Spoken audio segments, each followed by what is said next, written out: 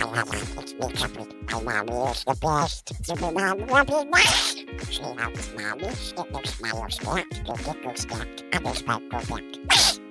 You wait for the show. Brush. Get ready for that super slippery. That super slap. So, welcome to Healing for the Soul podcast, sponsored by Supermom Robin Stoltman, where every week I feature different guests to empower you to become the best version of yourself through different methods you may not have heard of or thought of. So, if you're ever looking for a virtual assistant, I highly recommend Seer Rocket to delegate any business related tasks like grow your social medias, book appointments, and much more that all businesses require, boosting your sales, productivity, and much more. The link to Seer Rocket is at the bottom of this episode. And this is season 6, episode number 48. And today I have my guest, Justin Itee Walker, who is a founder and CEO of ITeeCMD and host of the Multiverse Leadership Podcast and the Multiverse Technology Podcast. Justin is passionate about bridging the gap between technology and humanity, empowering leaders and teams through cybersecurity, self-leadership, and transformative growth. With a unique blend of technical expertise and a focus on human connection, Justin helps organizations and individuals thrive in today's digital world. And today we are talking about the human firewall, why connection is our greatest cybersecurity tool. Thank you so much, Justin, for being here. That's quite a lot. Woo! You made it through. Thank you for I having me sure did. aboard. Woo! Even I got lost in that. Well, my Thank words you. kept tripping. Woo! Yeah, so you do a lot of, can you break it down for us? What all exactly is that you do? Yes. So to kind of compile this a little smaller, we compiled both podcasts into one now. So it's a Multiverse Technology podcast with a focus on leadership and technology. Because it's a lot easier than having both of them. But yes, it's a lot easier now, I know. I help people kind of realize their potential. Because as human beings, we get lost and trapped in the matrix of everyday life. And some of us are just so stuck in that. We started to wonder, is there more to life? Is there more that we need to be doing? And a lot of us forget to be curious, to ask questions, ask why. Like, why am I here? Why am I doing this? And that way plays into the cybersecurity, how I'm helping businesses also. Because I'm helping people not only protect their businesses, but help them be better human beings. Because that human firewall is about human beings. You're helping humans, and I'm a human, and that's what we're doing here. So what that relates to is having the right tools and foresight and know-how to understand, not necessarily in everything in technology, but just knowing and being trained well how to spot things, what to look for so you can protect yourself and your company.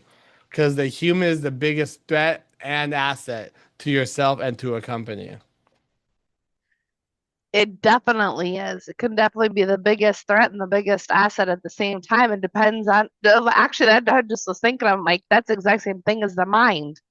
Because I've been Yes. talking to a lot of other guests that are hypnotherapists as well. And I'm like, yeah, our mind can be our greatest asset or our biggest liability. It all depends on what one you want to have it programmed to be. And most people have their mind programmed to be their biggest liability, not their greatest asset. Yeah, neurologists say that whatever you think about and whatever you put into your mind, if you fear something, you're making that come true. You're creating that reality for yourself.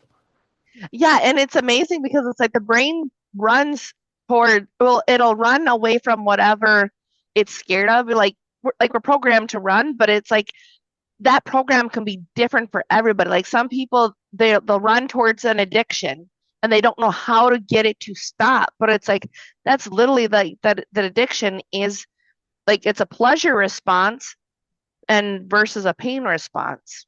But it's But like that's it's also amazing because painful you can too. change it. Yeah.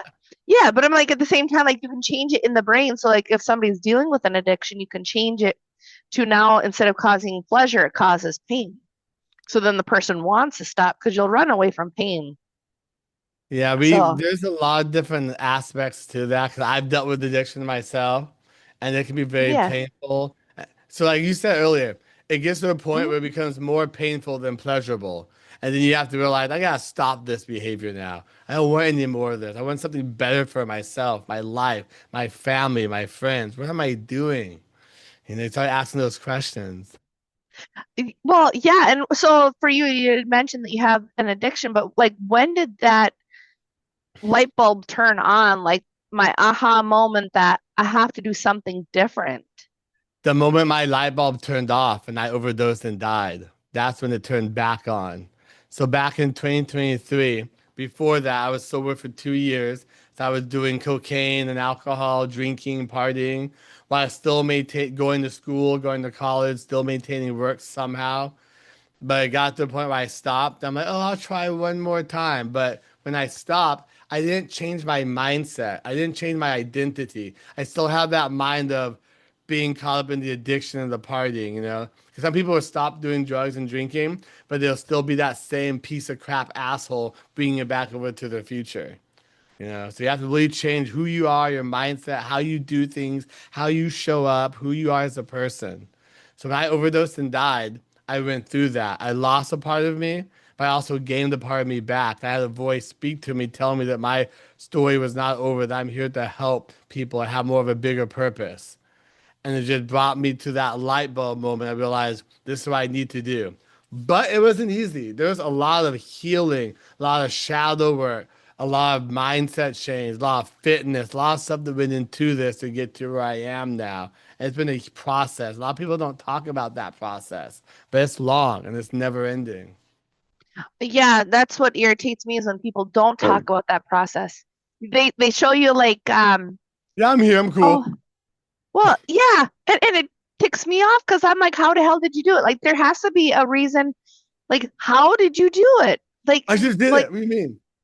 well yeah, and they never share like the dark side of like what they've had to go through. That's the part that I'm like, for me that's in it that wants to be, like the people that are the millionaires and the billionaires.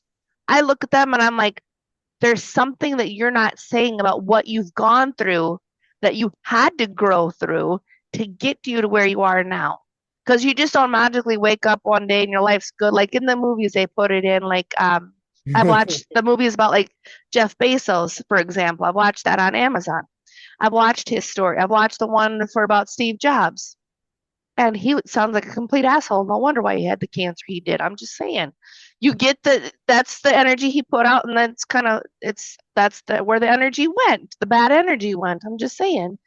So I looked and I'm like, this is a great innovative guy, but not personable, you know. But then I look at his story, and then I look at like the McDonald's, like the founders of the McDonald's.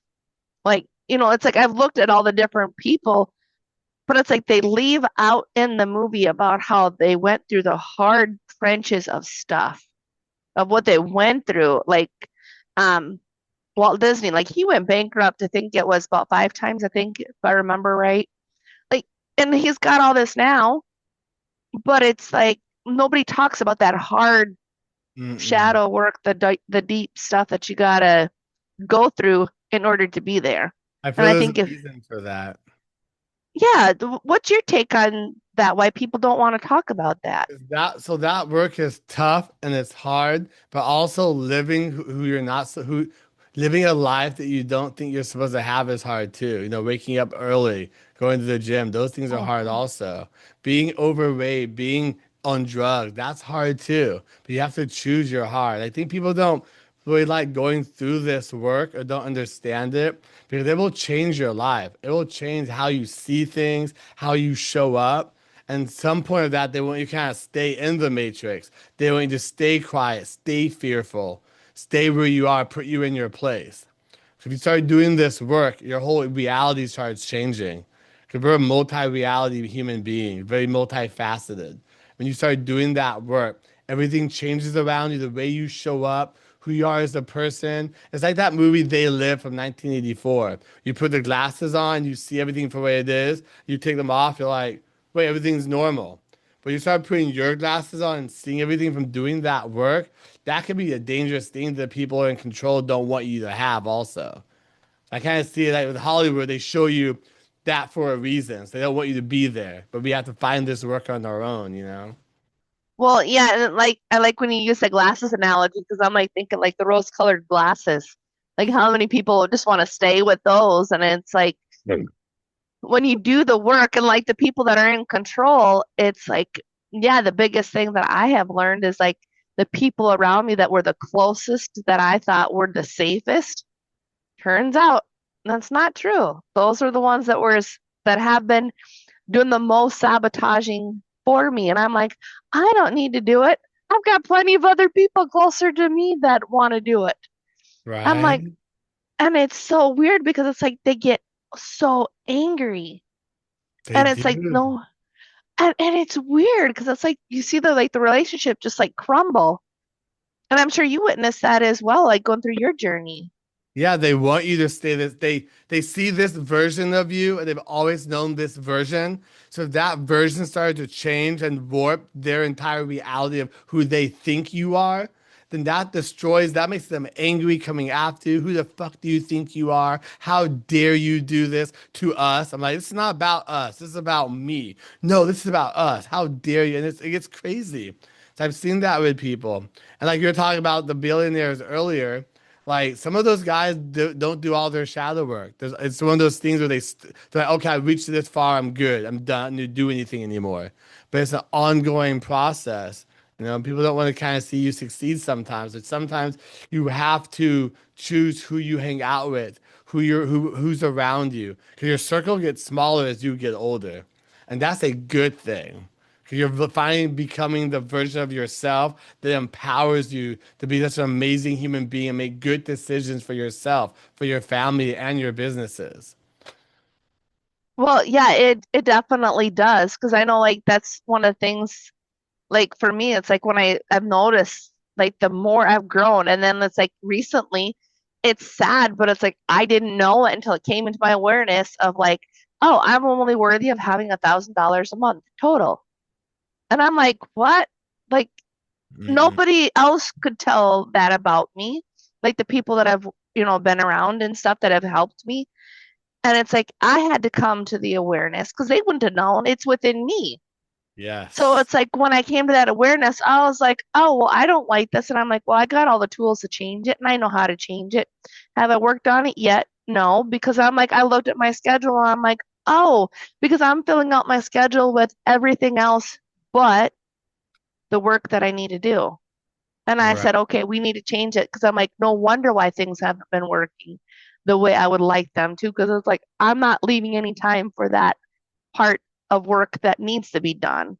Because I'm a big proponent on if I don't do the work on me, well, then I can't help you be the best version of yourself if Yes. I'm not working on me. Yes, that is the true power and empowerment right there of how we are spiritual beings having a human experience. We must work on ourselves constantly. And that goes, it's a dual, everything has a duality. You have to do it side by side. Build a business, make money, work on your spirit, work on your life. It's not one or the other. There's all these pieces that's got to be done simultaneously that we don't really understand. Well, yeah, and that's the funny thing is because it's like I realize like some of those things, it's like the fastest way I've learned to fail myself, which I've learned more ways to how to fail than I care to know. But I tell you this much right now, like it's like when I have the success that I'm seeking, which is to be the millionaire, when I have that, at least I know that I'm never gonna let it go once I've got it because I've already done all the heavy work that I have not wanted to do, but it's like it's been worth it. And there's like something after time, it's just like you're pulled to it. Like you can't Yeah. help but not want to work on yourself. That's why when I looked at my schedule, I was like, oh, I'm like, no wonder why I've been feeling like crap the last 2 weeks. I haven't been doing like what I normally have been doing. I haven't been spending my time with God in the morning for an hour, bare minimum. I'm like, that light bulb, just like We let light bulb those things moment. go sometimes. We're like, oh, wait, that's it. Me with the gym. I do the gym and yoga every morning. If I miss a day, then I'm like, why does something feel off? Why am I showing up for myself? Am I sick? I have to remember. Oh yeah, it's so Well, true. well, it definitely is, and I'm glad you said about like that for the exercise part because it's I started bringing that back, because now I'm physically able to because there's no baby right now that I'm pregnant with, Just so get I'm the able baby. to. It's like 1, 2, 1. Oh, that's what I've been doing. It works. I'm just saying to build the muscles, but I've been Yeah, working on the walking part of it the yeah. last couple days because it was nice, and I'm like, oh, I'm gonna go for a walk, bring the kids, with me. Well, then I'm like, couldn't do it a couple days because well, it's starting to get colder. In South Dakota it gets cold. Get a heavier So, jacket. well, yeah, that's what I was telling myself, and I'm like, well, I got the equipment in the house, so we'll just use that. But I didn't get to it yesterday, and I was like, dang it. I'm like, I had it out so I could do it, didn't do it. And then I was like, I could tell like the energy went from being happy down to dang it. You're laying We didn't yourself do it. down. Yeah. I Yeah. put it on my calendar with my business stuff. Cause that way I follow it. I'm like, oh, I have that too. Okay, remember, let me go do that. Cause we forget those stuff, we let ourselves down. Like those promises we make to ourselves is so important. I've been learning that the past couple of weeks. 'Cause it feels different when I show up for myself versus when I say I'm gonna do something and don't do it. Well, yeah, that's what I've slowly been noticing. Because I had Yeah. heard somebody had said that last week, that I had heard that like that's the biggest problem that we have is that we've let ourselves down so much that Yeah. that's really the real problem. I didn't understand that for a couple of weeks ago. I started learning that. So yeah, I feel that. How has that changed for you though, that now you've been like, I can't let myself down? So it's been quite amazing. Now I do have days that it is ugly and I don't want to do stuff and I don't do it. But the thing is having more days of doing than not doing. So example, when they tell you like, okay, you missed a day, that's okay. You missed 2 days, then that's creating a new habit. That's a problem. So you have to make sure you don't miss consecutive days. And that's what I've been trying to do myself.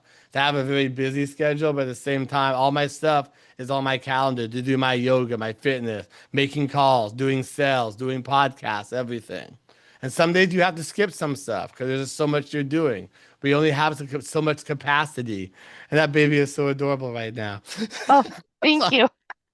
Aw. That's that's why I'm like, I've been mean to myself lately because I'm like, I'm used to going back, right after having a baby, just like working next day. And I gave myself this first one I ever gave myself a break to. Aw.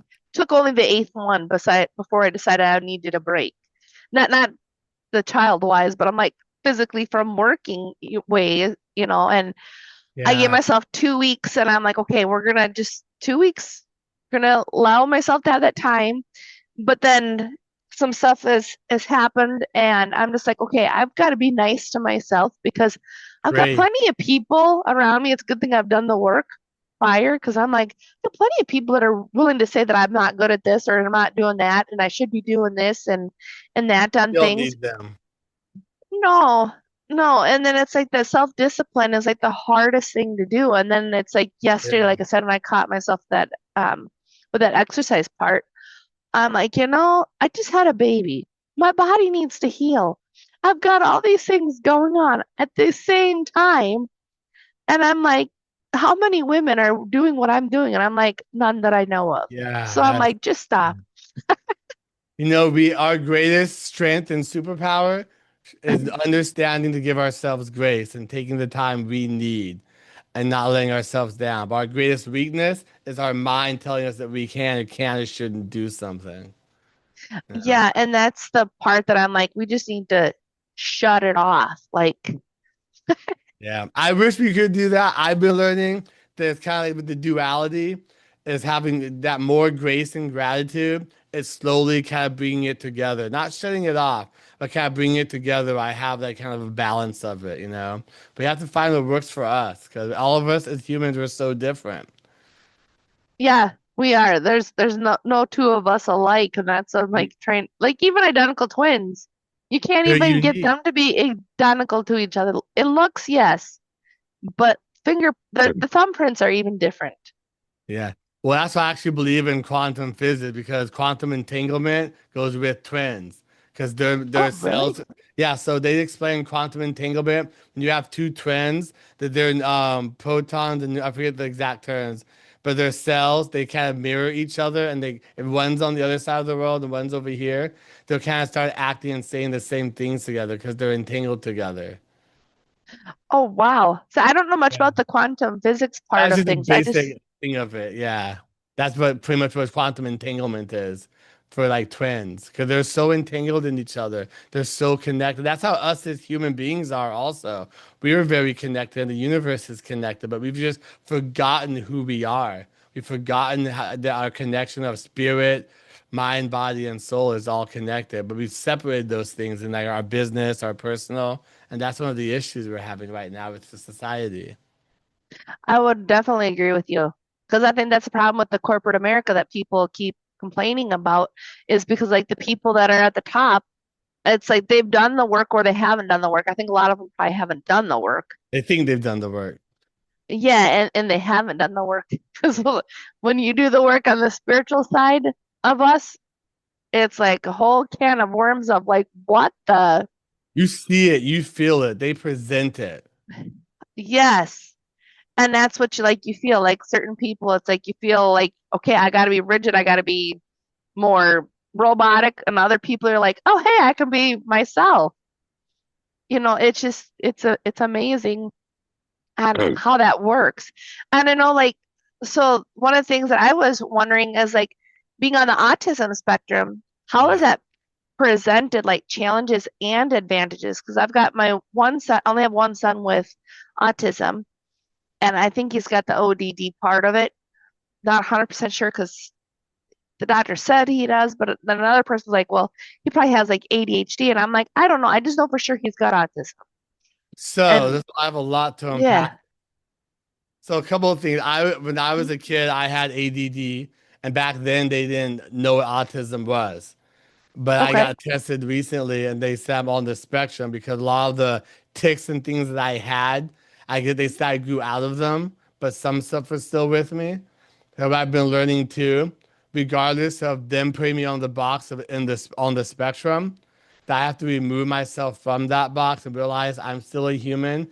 That as humans, we still have there's like things I thought were because of being on the spectrum were happening to me, but not realizing that other people who are not on the spectrum are having these same things.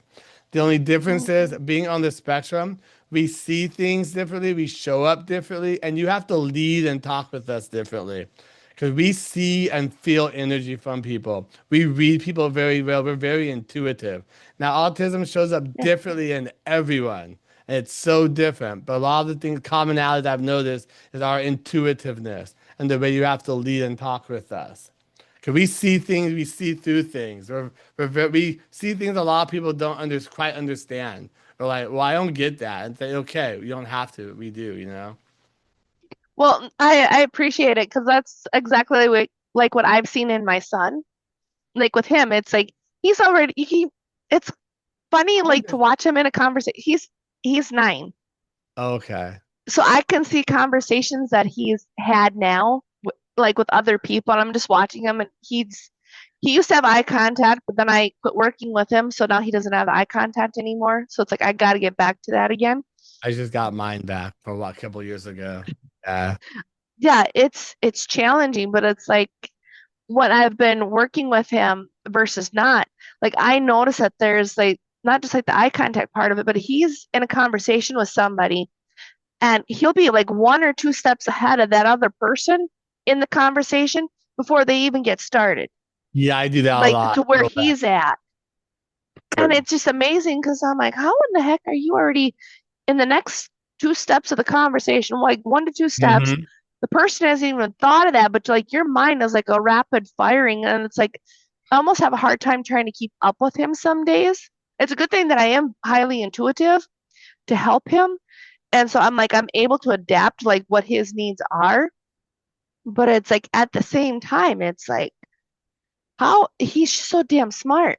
Yeah, that's why I learned about quantum mechanics, because that kind of explains that connection to mind, body, and universe and other people, to be able to do those things, understand people before they say stuff. That the quantum mechanics of that is just profound.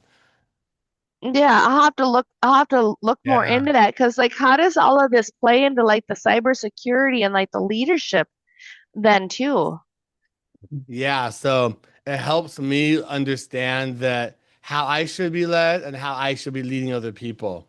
So with cybersecurity, a lot of times everything's always about technology, or you need this tool, you need to pay this amount of money, or you're going to be protected, you give us this.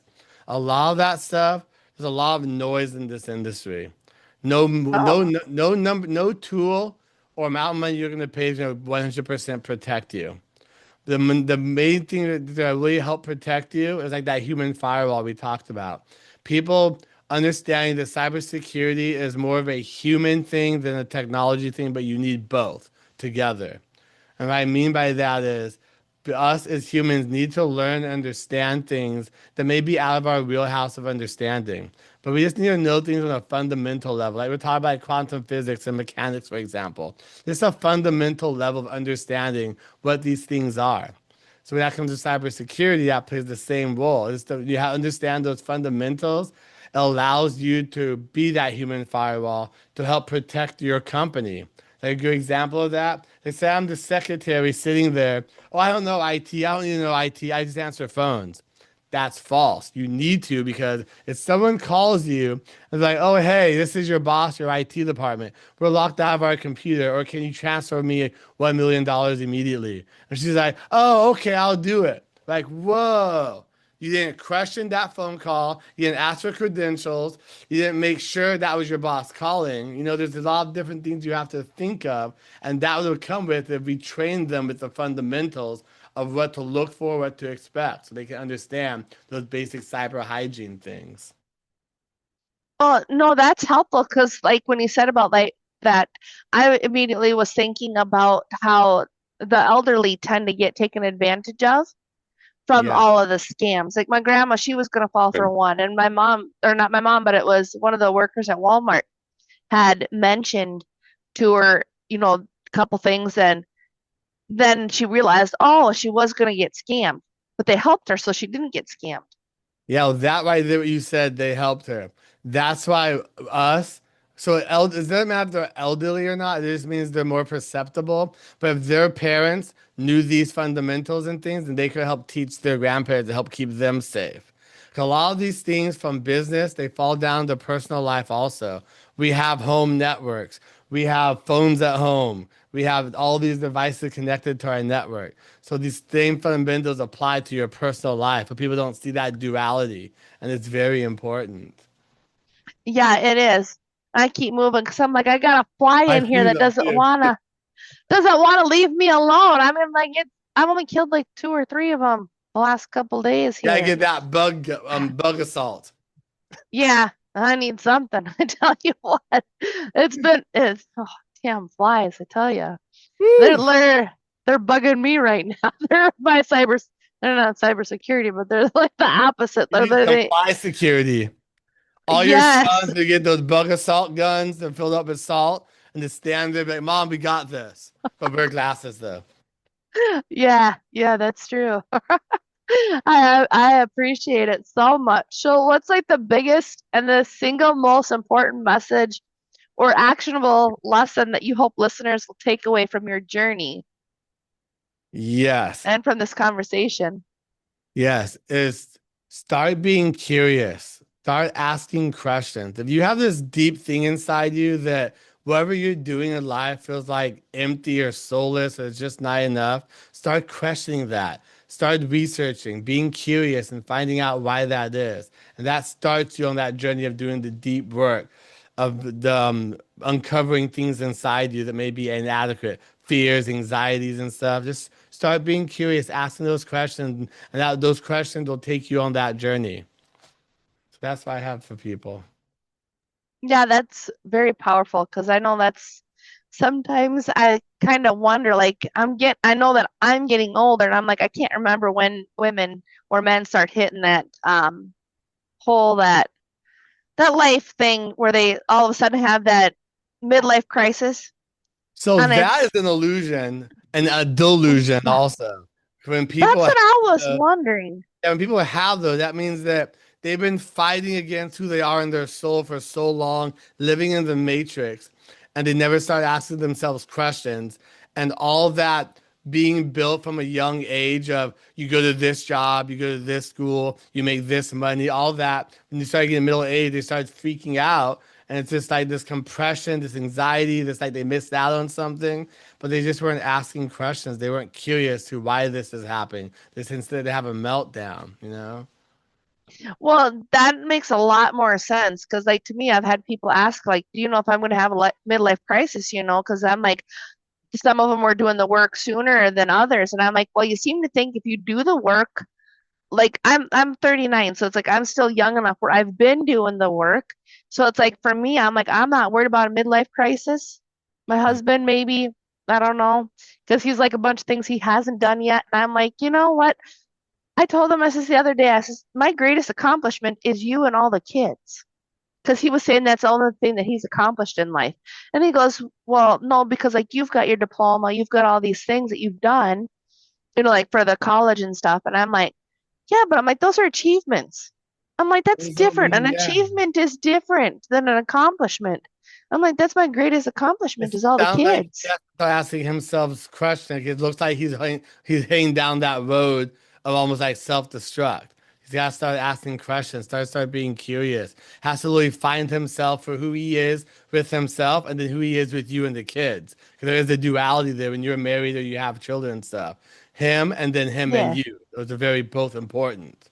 Well, yeah, they're very different. And that's like what I've Yeah. been finding out for myself is like it's all different. They're not the same at all whatsoever. Like who am I for myself? And Yes. then I'm like I know that I'm mom, I'm all these different people, but it's like I'm really not, but it's like who am I for me? Like Yes. what matters to me? Because if for something were to happen, which I don't want it to happen, so I'm not going to speak it into existence, but if something were to happen, then it's like who am I at the end of the day? So many people have that existential crisis, but don't realize they're having an existential crisis, and they don't know who to reach out to or what questions to start asking. There's no right or wrong question. You just start being creative, start asking, you know? Yeah. So what's the best way for our audience to get in contact with you? Yes, they can reach out to me through our podcast at multiversetechnologypodcast.net and on LinkedIn at justiniteewalker.net. And that takes you to my LinkedIn. Let's have a conversation, see how I can help you, maybe through an existential crisis or maybe your business. I'm down for either one. Awesome. Well, I just want to remind everybody to like, share, comment, and subscribe to Healing for the Soul podcast and keep coming back for more episodes. And thank you, everyone, for your time and your energy while listening to today's episode of Healing for the Soul podcast. As always, I just want to thank you for your time and energy while listening to today's episode of Healing for the Soul podcast. Be sure to like, share, comment, and subscribe to Healing for the Soul podcast wherever you get your downloads, you're listening to your podcasts, and keep coming back for more episodes.